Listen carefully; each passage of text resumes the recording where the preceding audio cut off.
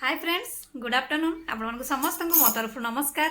आशा करुँची आपण मैंने समस्ते भलरे थे मुझे भलरे अच्छी।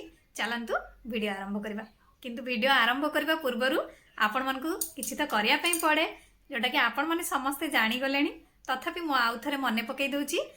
जदि आपण मान भितर कहीं जदि आज मो चैनल नुआ था ताहले प्लीज प्रथम चैनल टी सब्सक्राइब कर दिंतु, पाखरे थिबा बेल आइकन को क्लिक करंतु जहाँफल मो नुआ नुआ वीडियो नोटिफिकेशन आपण मान पाखरे खूब शीघ्र पहुँची जीव आपण मैंने मत टे सपोर्ट करें आगू को जीवाई। ताले चलतु वीडियो आरंभ करवा किंतु हाँ जो मैंने एते पर्यंत मत सपोर्ट करी आसुचंदी सेमानकु तो प्रथमे मोर बहुत बहुत धन्यवाद। ताले चलतु आरंभ करवा। बीटरूट स्वास्थ्य पई अत्यंत लाभदायक अटे। एथिरे प्रचुर पोषक तत्व रही थाए जहा रक्त वृद्धि रक्तचाप को नियंत्रण करने सहित अनेक रोगरे आपन को रक्षा करि थाए। बीटरूट खाइबा उपरे जेतिकी लाभदायक आपणकर यार जूस टी पीबारे आपन को अधिक लाभ पाई परिबे।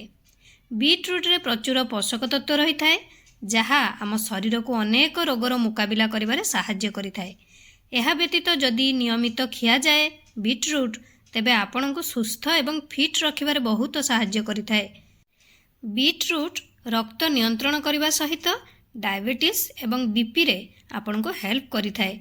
एहा सहित बीटरूट रो रस खाइबा मध्य कोलेस्ट्रॉल ह्रास करिबारे सहायक होई थाए। जदि आपण सुस्थ रहिबाकू चाहुचंती तेबे आपण माने एही बीटरूट रो रस अपेक्षा कौनसी भल विकल्प नाही। तेणु आपणकर बीटरूट आउ एप्पल गाजर एमती कि टमाटो यही सबू जूस आपण माने बाहर करी पी पारिबे। एही फल गुड़िकर आशा करछि आपण मन को वीडियो टी भल लागिथिबो। मु ताले रहूची पुणी देखाबो नेक्स्ट वीडियो रे किंतु आपण माने please like comment share subscribe करिया पे भूलिबेनी। मते ताले विदाई दियंतु। नमस्कार।